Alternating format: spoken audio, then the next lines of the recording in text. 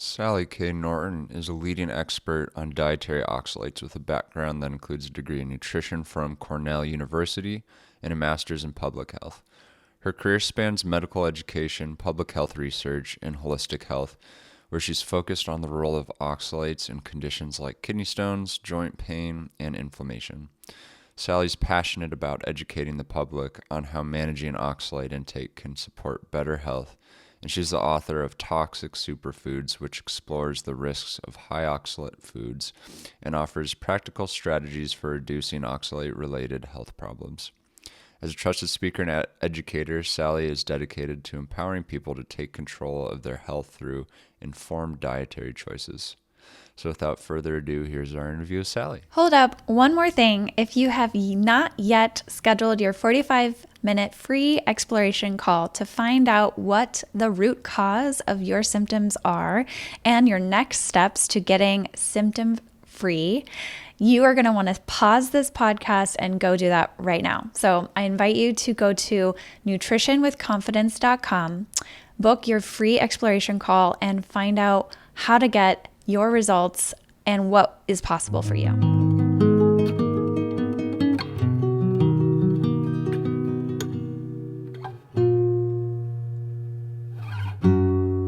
Wanted to ask you, what are the top 5 to 10 foods that are commonly consumed that may be labeled as superfoods, even that in your view should have no place in the human diet?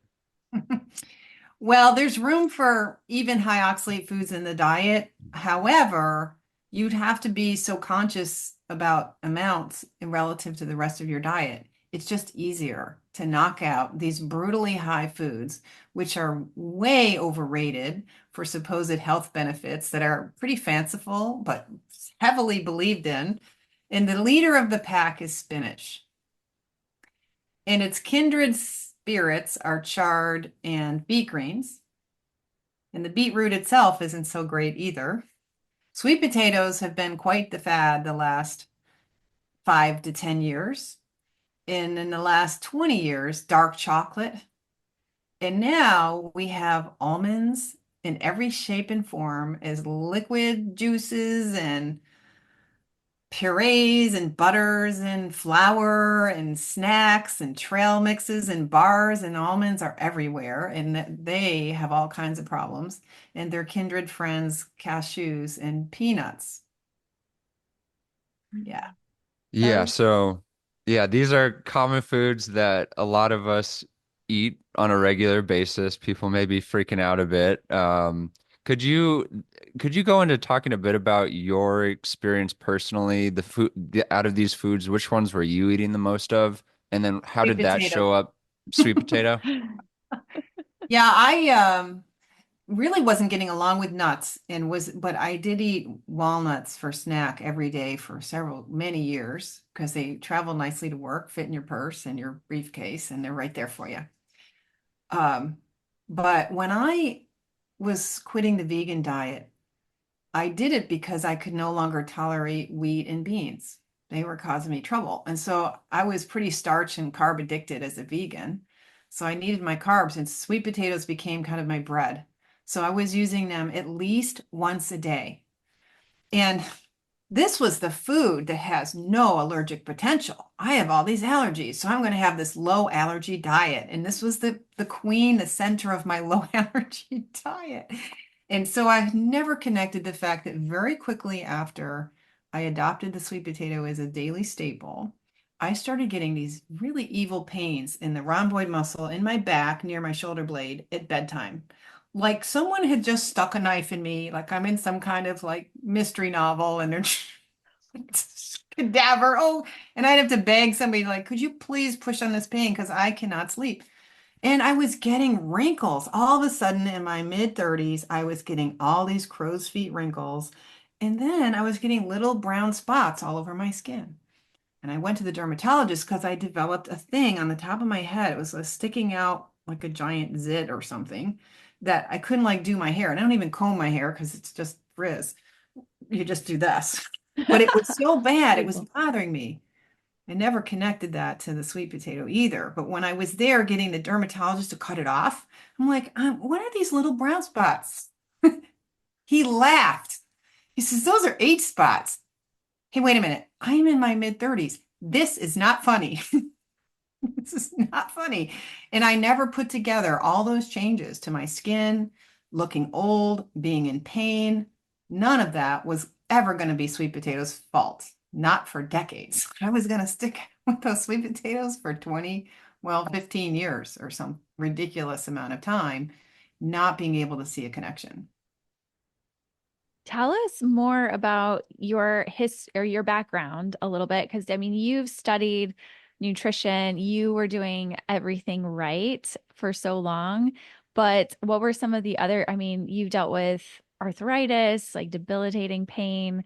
What are all those things that started? Walk us through your health journey a little bit. Well, sometimes you wonder if your health journey started like when you were a fetus, because as a little kid, I had apparently strep or things like that a lot, and they were giving me liquid penicillin back in the 60s and early 70s. They gave kids liquid penicillin, which is looks like Pepto-Bismol or something, and it tastes really bad. It's truly childhood trauma. Having to take penicillin by the spoon. And then even worse was having to get my tonsils out at age 5. So there was something going on there. So obviously I was giving too many antibiotics, and that definitely adds to the vulnerability to a toxin that your microbiome helps you manage a little bit.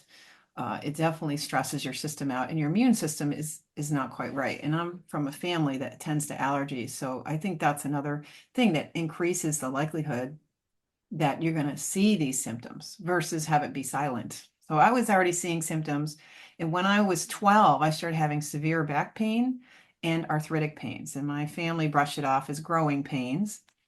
And when I got to college, I ended up with the foot pain issue that didn't resolve for over 8 years. And I ended up using huge amounts of ibuprofen because that's what the doctor said to do about it. For over 5 years, I was on daily ibuprofen. I was also on crutches to do anything and used a wheelchair to go into the mall, the state fair, to go on vacation. It wasn't good. I had to drop out of college. I went to Cornell for nutrition. I decided I wanted to be in health and nutrition. I was already into it as a kindergartner. And by seventh grade, I had this insight, thanks to my science teacher, that what you eat is the principal factor on what diseases you get, when you get them, and how bad they are. And I'm like, you mean sickness is optional? I'm in that business. How do you opt out of being sick? I wanted to do that for me and help anyone else who was on board with that concept to find a path to health and wellness. So I have been geeking out on goody two shoes eating, organic, homegrown, homemade. I mean, even in college, I was cooking my food at home. And at Cornell, I was growing Swiss chard and overeating Swiss chard when it was in season. Because when it's in season, it's a bounty and you just like stuff yourself with it. If you're a gardener, you're at great risk of killing yourself on chard and sweet potatoes. So, and then it just didn't get pretty. I just got severe fatigue, back problems. I needed glasses as a 10th grader. When I was 20, I needed progressive bifocals. I have been in bifocals for 40 years. It is so many things that you wouldn't imagine had something to do with a diet, especially with somebody who is vegetarian and organic and making it at home and doing all the right things. Like, yeah, she just has a lemon for a body. She's just a complainer. She just can't handle pain. I'm telling you, my pain tolerance is off the charts. You can really give it to me. I had all my initial fillings were done with no Novocaine. You can give me pain and I can take it. Although I say at 60, I'm kind of tired of being in pain. I've had enough. And luckily, I'm in much, much, much less pain now and much more functional. I can run around in bare feet and do things I want. I'm going to pick up pickleball, hopefully, and like actually have the life I wanted now that I'm in my 60s. I have maybe a third of my life left to recuperate and recover the life I could have had if I had known what I have learned the hard way. Mm. And how did you put together the pieces that the Swiss chard, the sweet potatoes really were fueling these chronic issues you were facing? I have to give all the credit to the Vulvar Pain Foundation, the VP Foundation, based in North Carolina, who has a lovely little website, a modest little website, and a diligence for years, decades now. I believe it's over 3 decades that she's been in the business of warning people who have pelvic pain issues, including genital pain, that oxalate can be a factor in pain syndromes, and that if you pay attention to oxalate in your diet, you might be able to reverse vulvodynia, which is a really evil thing to have when your crotch is burning and you can't sit or wear underwear. It's just unbelievable torture. And you can get better if you don't need oxalate. So I had a little attack of this genital pain just for a few days. And I was over it real fast. I was like, no, God, no. My husband does a Google search and finds them. That was, I believe was it 2013? 2009, I think it was actually quite a while ago. I'm like, huh, that's weird. I'll buy their stuff because I don't have any other answers. I have done every diet. I'm in the holistic health and healing world. I teach holistic healing in medical schools under a big NIH grant. Like I know my stuff. And I didn't ever hear this. And what really bothered me is that this person who has this foundation is only 45 minutes from where I work and live. And I would have had her come to our 2005 conference that I put together because the focus was on toxicities. And this is a toxicity. We were focused on endometriosis and we're focused on EMFs and we're focused on chemicals of all kinds. And, this is my thing. And I didn't know about it. And I would have loved to network with her then, but I got the materials. And I was really sick and still working really hard writing research grants up here in Virginia, where I am now. And I just couldn't like get my head around it. She wasn't a scientist like me. She wasn't presenting it in my language. I need to see primary research. I need to understand the mechanisms in the cells in the body and what's going on. It has to make logical sense to me. And her treatment wasn't quite convincing me. Everyone starts off oxalate ignorant, even those of us with a degree in nutrition from Cornell University, which is a pretty good school, and a graduate degree in public health. We don't know what we're talking about because it's not in our education. And then, so you're ignorant. Then you learn about it from some devoted person. And you're like, huh? Yeah, you're real skeptical. So there's this path: ignorance, slight awareness, skeptical, play with it. It doesn't really work for me. Maybe for them, drop it. But some little bug got put in your head. And that little bug was now, I was much more aware when I was eating oxalates. So now, because I could see, oh, this is a high oxalate food. You couldn't know what a high oxalate food was until the Vulvar Pain Foundation did the testing and published the data. Like medicine and nutrition don't care enough to provide that. And when I first was learning this, I'm like, oh, I'll run to Handbook 8. The USDA has the data on foods. They should tell me where the oxalates are. No, they don't. They have an old list that's mostly wrong. They don't care either. Like, wait a minute. I thought I learned in school, wait a minute, that there's data for us to use as professionals in the field of dietetics. Where's our data? Goose egg. No data. So Joanne provided for the Vulvar Pain Foundation. And so through her materials, I was able to distinguish a high oxalate diet from a low oxalate diet. And I added back into my diet some sweet potatoes because I didn't feel worse when I added them back in. Some kiwi to help with my chronic constipation because I had a sleep disorder at this point. I had to quit my job. And my endocrinologist, who I had to see after my hysterectomy, perfectly healthy person needing major surgery. I wasn't recovering from the hysterectomy at all. I was so wiped out. My brain was not working. So he sent me to the sleep doctor who found out that my brain was waking up 29 times an hour. So it was completely neuropoisoned. And in the research, it says, well, it's probably endotoxemia that causes this because you must have a microbiome problem that's putting out poisons in your gut. So I figured I had to fix my constipation. So I'm adding this kiwi with a little celery juice to my diet every day to fix this gut problem. Oh, I treated myself as if I had SIBO, which I didn't, but I took the antibiotic anyway. doing whatever it takes. Huh. And when I added back that kiwi every day to fix this gut issue, I started getting stiff and stiffer and sore, and arthritis came back. And I'm laying at bedtime is when it starts to be the worst part of the day. I'm laying in bed at bedtime one night going, what the heck is going on? And I thought, oh my, this has been most of August, September, now it's late October, 3 months maybe on this kiwi thing. And I'm like, I'm arthritic again. I was so arthritic in my 20s. It was bad. Swelling up, weak, couldn't unlock a door. I didn't have enough strength to turn a key. It was bad. And it was periodic, kind of rheumatism style with swelling. And it was back. And I thought, are you kidding? All that years of suffering with arthritis had to do with oxalates in my diet, my healthy foods. That was the central piece of my life, was the reason for all that. I was just floored.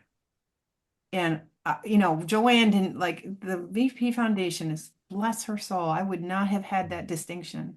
I wouldn't have known this high oxalate diet. I would have stayed in this decline and would have believed for the rest of my life that I was just handed a lemon and I was fated to suffer and break down. And that's not the case. And I love now your work with your book, Toxic Superfoods. You've brought us all the research now too. Like you're saying she didn't have that component and now you do. So can you share from the research, like what's scientifically, what are oxalates and what are common symptoms of oxalate toxicity? Yeah, we could spend the rest of our time together talking about research generally and understanding the misuse, abuse, and the poor quality of it. But I Mm. spent every Sunday for years in the medical library, my favorite place to be, digging and trying to get answers and trying to straighten out the story. Oxalate is this tiny little molecule that's unique in that it's just two carbons and has four oxygens on it. So that all that oxygen, it has a charge on it, a negative charge or two, depending on its state. And that works really well as a chelator of metals. It likes to grab metals. Metals are attracted to it, and it forms these molecules that then precipitate out and become salty, like little salt crystals. Its favorite partner is calcium, and that's a really tight bond. A light bond is what's called a soluble oxalate. When it's dried, it's attached to a sodium or potassium or something like that. But in water, those solubles are never stay connected. They dissolve out, just like when you put salt crystals in water. Well, it turns out that something with lots of oxygen and an ability to grab heavy metals is a great bleach and cleaner. So we've been using it in industry forever. If you look up oxalate, you'll see big buckets of white powder. This is dried form of oxalic acid that they have been using to bleach fabrics and wool and take the polish brass and copper and take the rust out of engines. It's great. It's in Barkeeper's Friend, which is a powder cleaner, and you can use it to help clean up your sink. It is a great way to remove stains. Imagine something that powerful and reactive in your daily sweet potato, your perfect low allergy daily sweet potato. People want to like go with the benefit side of that sweet potato. Yeah, low oxalate and beta carotenes and all this stuff. But if you spread a little arsenic, mercury, lead, or oxalate on it, maybe it's not so great.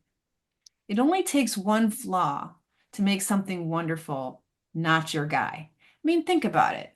If you're dating somebody and he's the football star, he's handsome as heck, his parents have money, he's getting an Ivy League degree, he's charming, people love him, he makes people laugh, but he's an alcoholic who gets upset and starts throwing punches.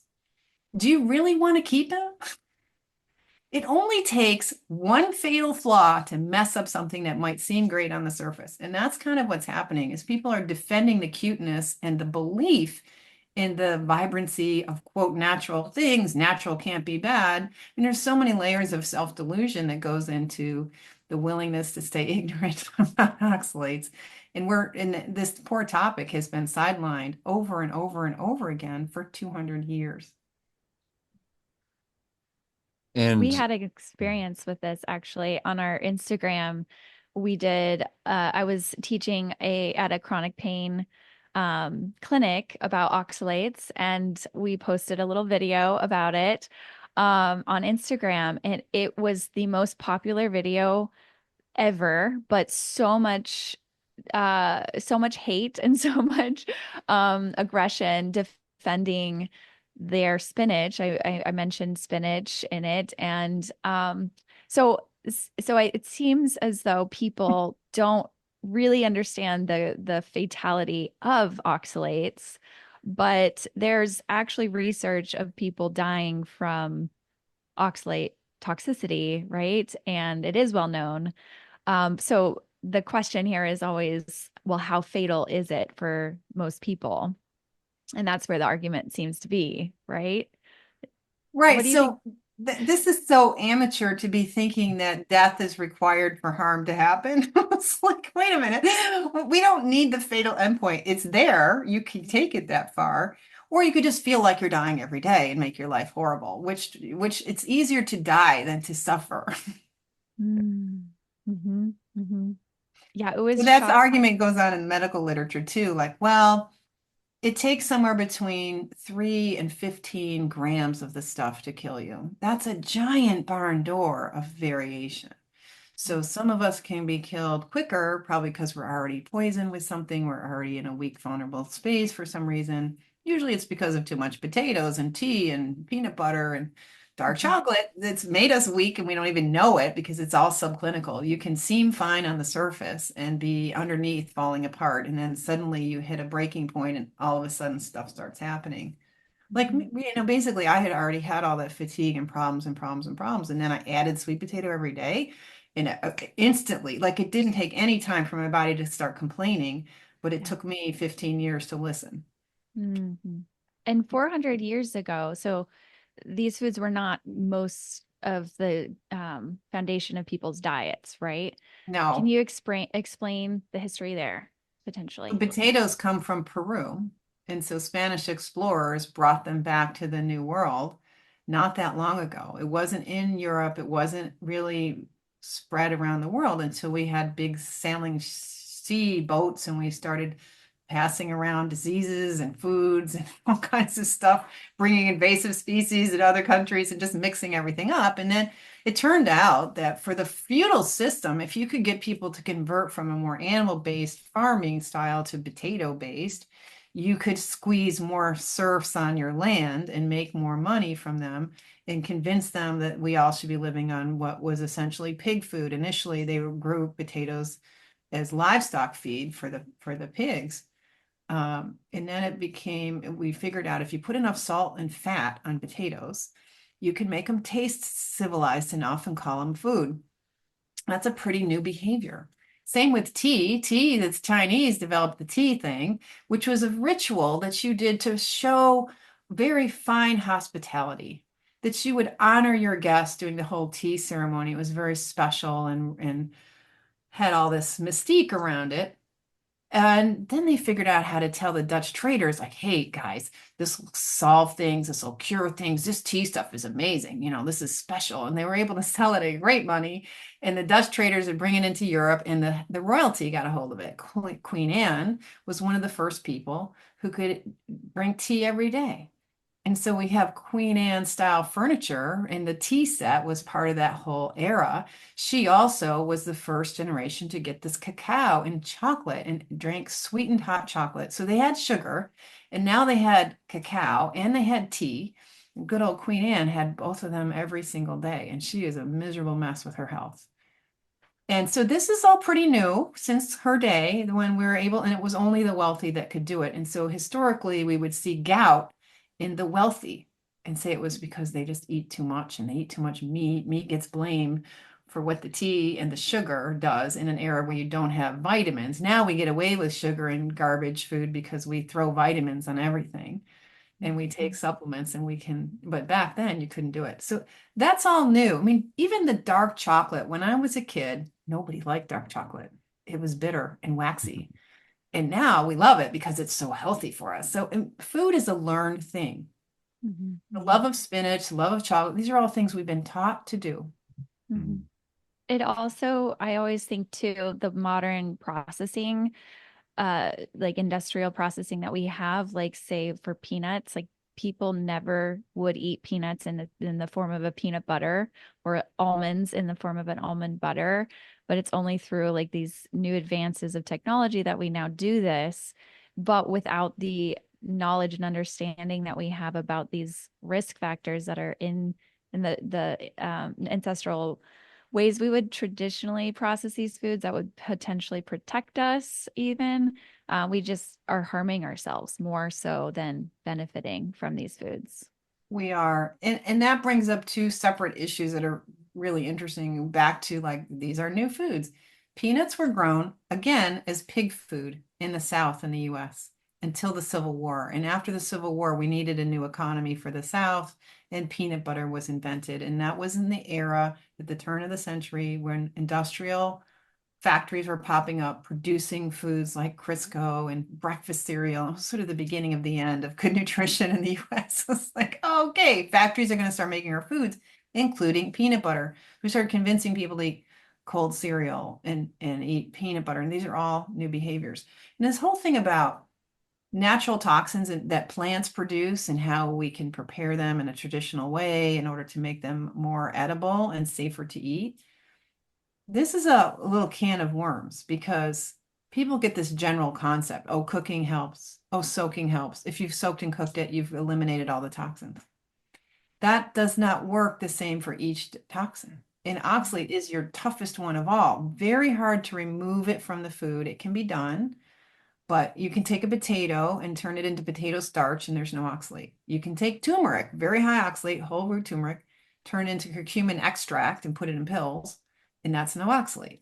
You can take olive oil or peanuts and take out the oil, and the oil has no oxalate because this charged molecule doesn't hang out in a non-polar molecule like fat. So you separate it out and you can boil your broccoli for 10 minutes and turn it to mush, throw out the water, and you lower the oxalate by about a third. So you can lower the quantities or potentially strip them with heavy processing, but you cannot cook them out. They're heat stable. You can't beat them out with your Vitamix. It's not the same thing as, say, lectins or phytates or some of these other things that have gotten press. A lot of it thanks to the Weston Price Foundation, who've pointed this out, and others now, like Bill Schindler has got a book, Eat Like a Human. Mm-hmm. So people are now more aware, like, wait a minute, at least in the health geek world, right? Those of us who are trying to do it right are busy soaking our rice and our beans and doing a better job of that. But oxalate doesn't get a pass. It doesn't get just grandfathered into what you know about phytates. It's a different molecule and it's a different problem, and it's a much more serious problem. Yeah. And Sally, when I first heard about your work, it was through Natalie, and I was kind of like those people on Instagram that were responding to the post. I was like, no way, spinach, almonds, chocolate, especially a little defensive about the chocolate. I love my chocolate. So I went to Google. I typed in, should I be concerned about oxalate, something like that. And most of the articles will say, if you are prone to kidney stones, avoid oxalates, but outside of that, don't worry about it. So curious to hear your thoughts on that those Google searches. Okay, this is awesome. This is the armchair researcher who pulled up the quick answer from a Google search and knows the That answer. was me. Yes. So what you don't know is that the whole world of funding for research and oxalates goes to the kidney stone world. Like if you want to study the effect of oxalate on your thumbnail, there isn't a drop of money to find out the effect of oxalate on your thumbnail. So everything is coming since about the late 1970s, mid 1980s.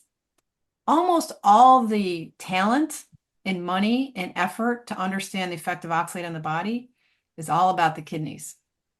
And if it isn't hurting everybody's kidney, then therefore it's not a problem. Unlike smoking, smoking could just cause lung cancer in 10% of people who smoke, or 2%, and then we can ban it eventually after a 30-year fight. But with kidney research, whatever the kidney guys say goes. So they will say, you'll find this definitive, no. If you actually bother to really read literature, which takes more than an afternoon, it takes about a year of afternoons to really read research.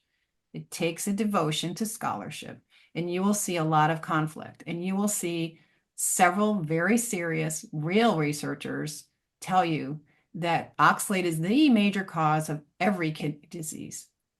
All kidney disease, oxalate is the main cause of it. They'll say that. But the predominant voice is, well, since the people who don't get kidney stones and the people who do get kidney stones eat about the same amount of oxalate, therefore oxalate is innocent. Now, that is a serious violation of basic logic. But we're researchers, so we can say whatever we want. And that becomes something that we pass on and we all agree to. Oxalate's kind of equivocal, and it's only those who get kidney stones that are in trouble. Because, of course, the kidney researchers, did they ask, what happens when you eat too much oxalate to your stomach, your liver, your bloodstream, the cells inside your blood, your heart, your lungs, your teeth, your eyes, your brain, your nervous system, your connective tissue? Do kidney researchers want to ask that question, and will they get funding for it? No. No. So who will ask those questions? Who will get funded to ask those questions in a world where only kidney researchers get research dollars to study oxalate? No one. How are you going to get the answer you want? You have to start with the basics of science, which is observation. You have to observe the real world and find out for yourself what's real and what isn't, because there isn't this wrapped up pretty package out there in Google Scholar to tell you the answers we really need to have. And unfortunately, real people like myself and many thousands of people who I'm now assisting are finding it's very serious stuff. Mhm. I remember watching a video, I think it's put on by the Wizard of Ox group. I don't know. They were talking about the research that, this problem with research that oftentimes you have an apprentice that takes over the research of like your mentor. And there's all this big gap of the research, especially with oxalates affecting the eyes and the ocular nerve. And you just realize that there's such a gap in what we're getting from the research of nutrition studies, especially regarding oxalates. That must be so frustrating for you. Well, I've written a lot of research grants. I had a faculty position at a university here in Virginia. We were founding, we were kind of expanding into a school of public health here. And I helped my fellow faculty write research grants. That's what I did all day long.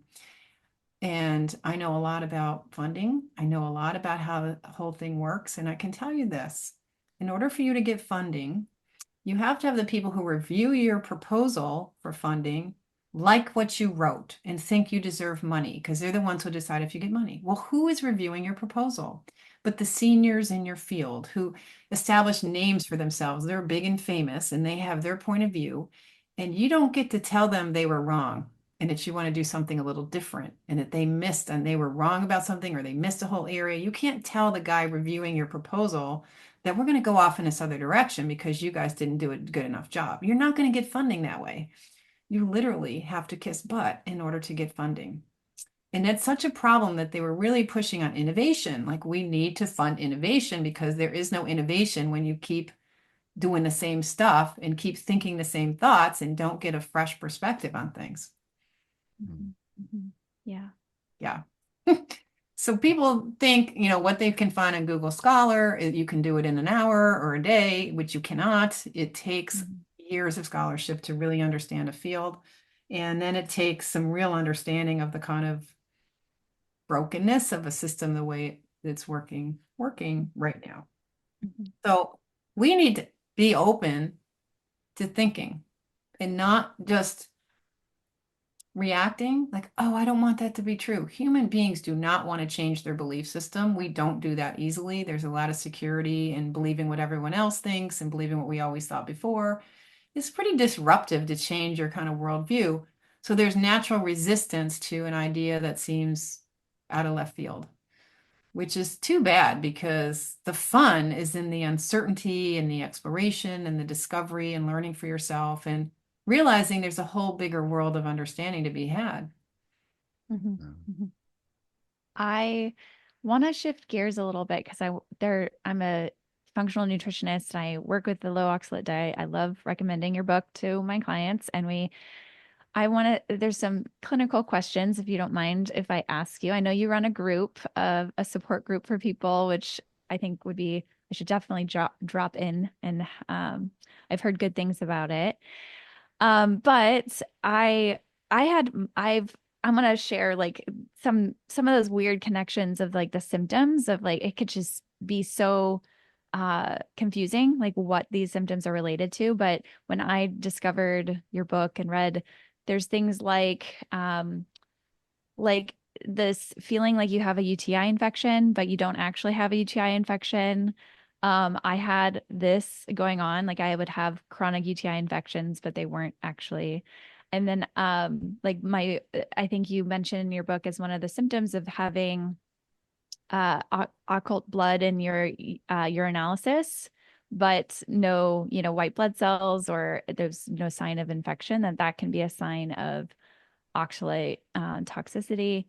I was vegan for a long time too, and my teeth started chipping. I was starting to have, I would always have like weepy eyes and like crusty eyes, like crystals coming out of my eyes. Chronic pain, just, lots of headaches, lots of neck tension. um I started to get like this shooting pain, and I've worked with some clients with oxalate toxicity, and there's this shooting pain. It's like pelvic pain that's going down like the right inner kind of like groin area of your right thigh. Like I found that was very consistent among some of my clients, and then I also was struggling with that, and when I cut out oxalates, all of these symptoms improved, and I would have like frequent urination. Yeast, there's this connection between yeast and oxalate. So, anyways, I want to start with the first question, which is, what are your thoughts about Can we using? just say that what you Yeah. just said is Yes. textbook oxalate poisoning? That Yes. whole, everything you described, the neck pain, the shooting pain, the eye grit, the teeth, the UTI experience, Mhm. that is a classic Mhm. case. Yes. Yeah. I was eating tons of sweet potatoes, tons of spinach.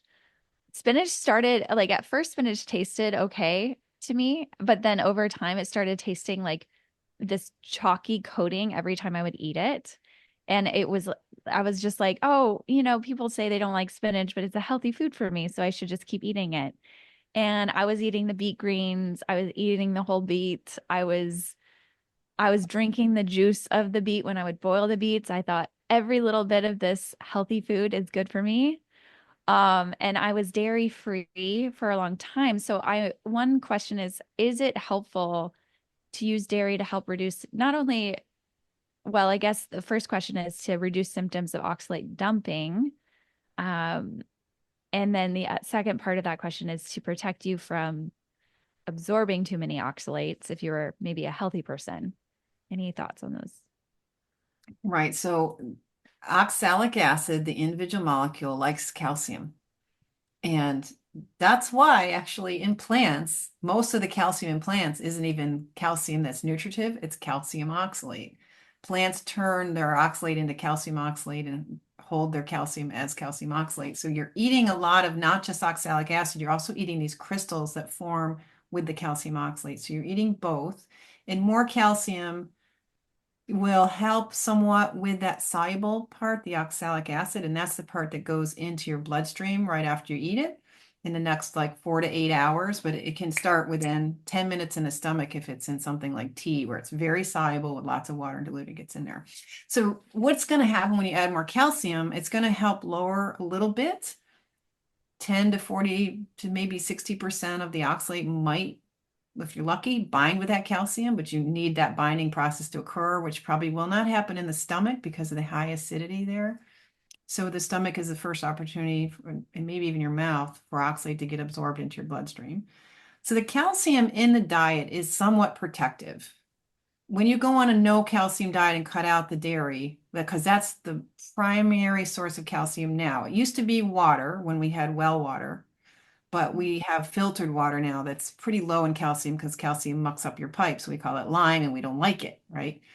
Clogs up your shower. So we have low calcium water that we're drinking, low calcium beverages, cut out the dairy, and you've really put yourself on steroids in terms of oxalate absorption, meaning more of that oxalic acid gets into your bloodstream and into your tissues. So it's helpful both to as prevention of like you can eat a little bit more, another 40% more oxalate when you have enough calcium in the diet. So that's protective. Adding calcium after you've lowered oxalate is so important because it's the main binder of oxalate that lets your body get rid of it. So calcium is the binder of oxalate for oxalate quote detox, so for your body to be in a position to unload oxalate, because what we haven't really mentioned is that we eat so much oxalate, we eat past our excretion capacity, and it builds up in tissues because we eat it all the time. And it ends up sitting in your teeth and your jaws and your eyes and your brain and your bones and your tendons and your bone marrow and your thyroid gland, all kinds of places where you don't need these little crystals, which are essentially little microscopic kidney stones stuck everywhere. You quit eating it, and the body's like, oh, oh, opportunity, opportunity. We're going to get rid of this. Yay, they're having a party, but it's toxic. You do not want to have a party with toxins. No, no, no. You do not want to be moving around these toxins. You need that calcium to support that. Some people taking calcium makes that dumping even worse. That dumping is that term Susan Owens came up with to say too much moving at the same time, coming out, Right. coming out, coming out. And you need the calcium to protect yourself. But if you take too much calcium, it might also promote the oxalate release from tissues, which is very toxic to the point where it messes up your electrolytes, your blood calcium levels. You can start getting arrhythmias, heart palpitations, blood pressure spikes, blood pressure drops. You could end up in the emergency room feeling that you're having a heart attack or a stroke, which you literally can do because it can mess up your calcium. You can get hypocalcemia to the extent where it's life-threatening. So this is serious stuff. And if you're going to add calcium, which I highly recommend, people need calcium, it's an essential nutrient.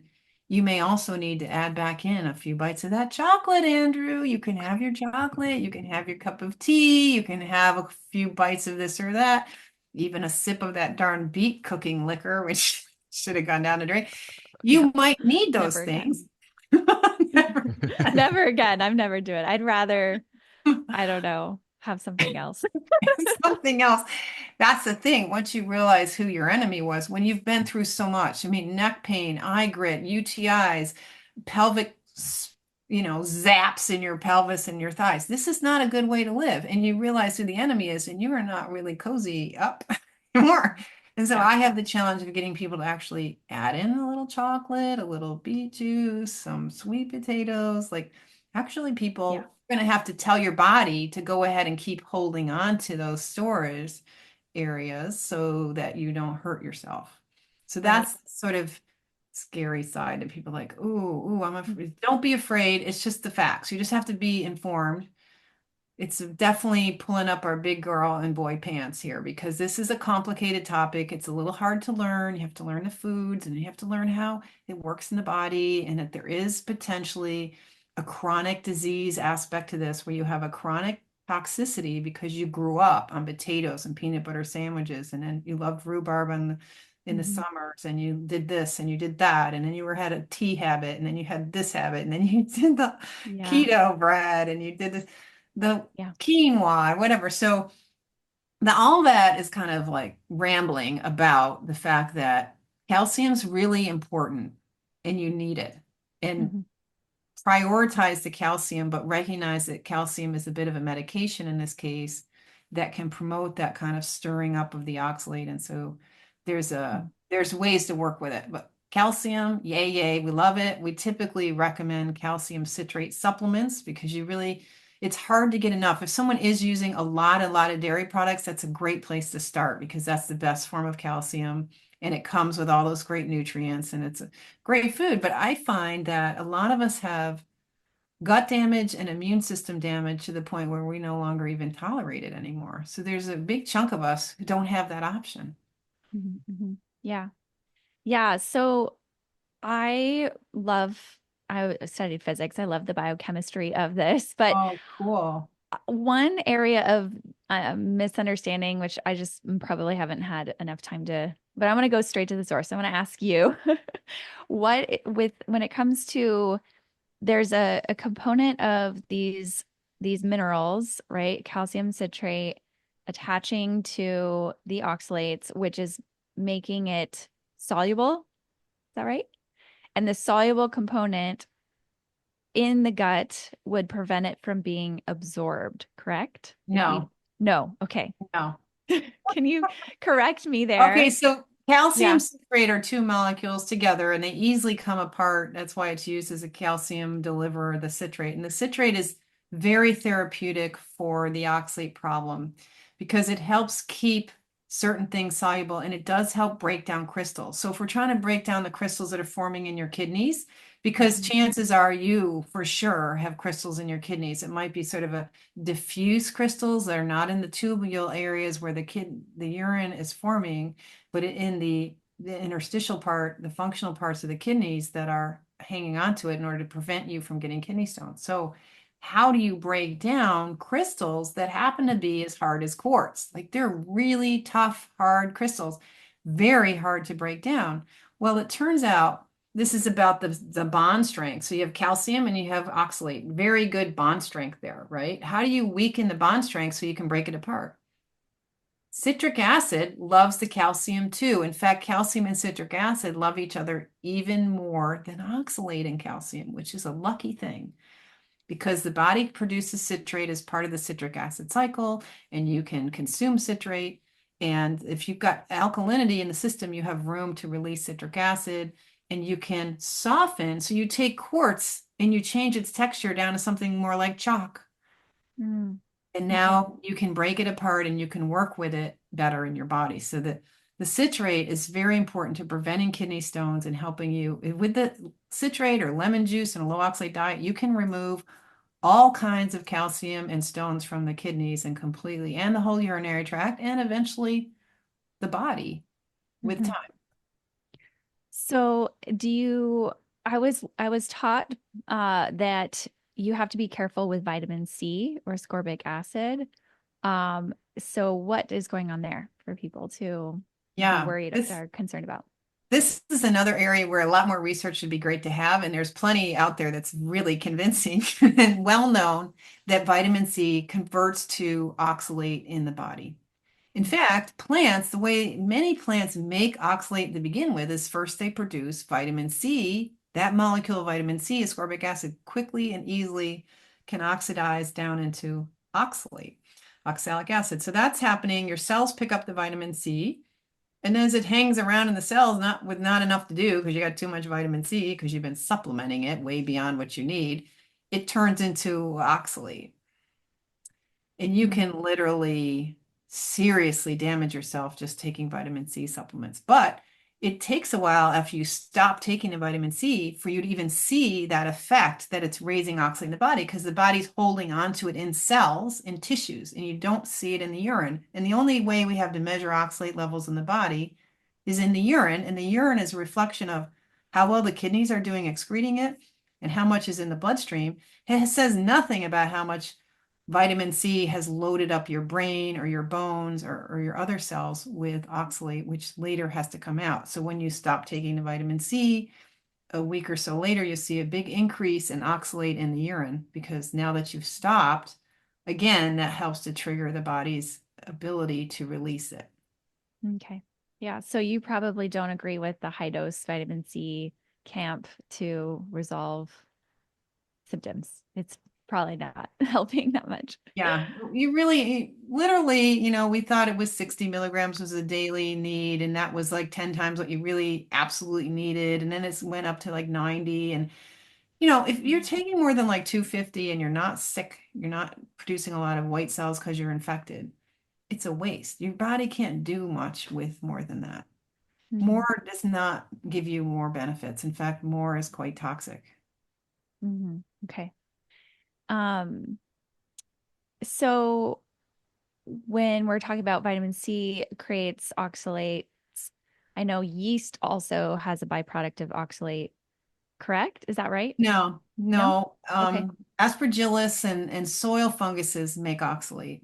Okay. There's a possibility that the end products of yeast fermentation are then used by other bacterial elements that might produce some oxalate. That's a possible theory that no one's really looked Mhm. at carefully, but um, yeast Mhm. is more a symptom of oxalate poisoning than a Okay. cause.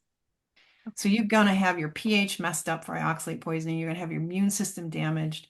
And that combination allows yeast overgrowth. The gut is heavily affected by the stress of too much oxalate in your diet. And that lowers the gut ability to produce enough ATP and be healthy. And you need really strong, healthy gut cells to keep the microbiome right and keep all that balance going and to be able to fight infections and keep down the yeast and all that. And when Mhm. you're toxic with oxalate, it's very easy to end up with other infections, sinus infections, yeast infections, all kinds of issues like that. Mhm. Mhm. Yeah, I often see this connection between heavy metals and oxalates and yeast in the body. My understanding is that yeast can protect our bodies from the heavy metal toxins, like it kind of encapsulates those metals at times. But yeah, can you explain? You had mentioned there's the issues with metals and oxalates. Why would someone be at risk to heavy metal toxicity? Oh, several reasons. One of them is because oxalate causes a lot of mineral deficiency. So because of oxalate, you're losing calcium, you're losing magnesium, your cells are inflamed, they're spilling potassium. You are chelating minerals that should be not chelate. They should be ions. They should be active. They should be working as cofactors on enzymes. They should be managing electrolyte balances. They should be helping the nerves and the muscles work because they're moving around calcium ions and all this. They're constantly electricity of life depends on these metal ions. So you need these mineral ions, but oxalate is busy stripping you of them, just like it's stripping the rust off the engine and cleaning and bleaching and just trashing your electrolyte status and your metal. So if you're in like brominated water because you swim a lot or chlorinated water, if you're exposed to non-healthy metals and you're mineral deficient, you need charged molecules of some kind. I think you become a sponge to the other toxic minerals that are more abundant often in something like a swimmer or something like that. So Hmm. I think you pick up heavy metals more easily when you're mineral deficient and when your defenses are down. Hmm. And there's other reasons too, because you see oxalate is getting stuck in the body in areas that are regenerating, those are stickier, in areas that are damaged because of infection, injury, inflammation of any kind.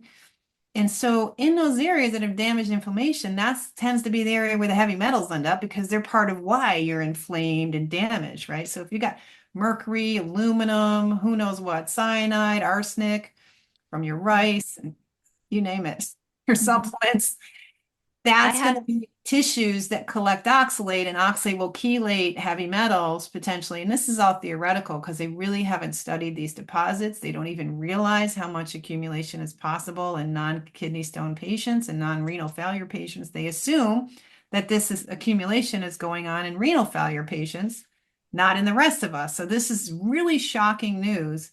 How much of us are obviously releasing crystals in our urine and our mucus and our eyes and our skin and our feces when we go on a low oxalate is so obvious, and yet it's completely unknown in medicine. So while we're doing this releasing, we're probably also releasing mercury and whatever aluminum and other junk that's probably in those crystals. And what else is in there besides the heavy metals? Old infectious agents, viruses and bacteria, because it's where you have infection, inflammation, and tissue damage where you have this accumulation. And you see it in kidney stones. Bacteria are routinely found in kidney stones. So Hmm. as your body is undoing any accumulations, you could be releasing heavy metals and old infections. Well, Sally, thank you so much for your time today. And thank you so much for all of your work educating the masses about oxalates. And as we were talking, it's so important for each of us to take our health into our own hands and learn about subjects like oxalate toxicity. If someone's interested in learning more about your work, where's a good place to direct them? Please visit my website, which is sallyknorton.com. That's the main place to go. Read around there, see what resources are there. You can get a data companion there. You can get a cookbook there, lots of free stuff, downloads, and so on. And that's where you can sign up and come to the Zoom class. I'm also on Instagram, and I have a YouTube channel that has several testimonials, kind of like what Natalie just gave us. She was eating all these foods, and these were the symptoms. She changed her diet, and lo and behold, that answered a lot of mysteries.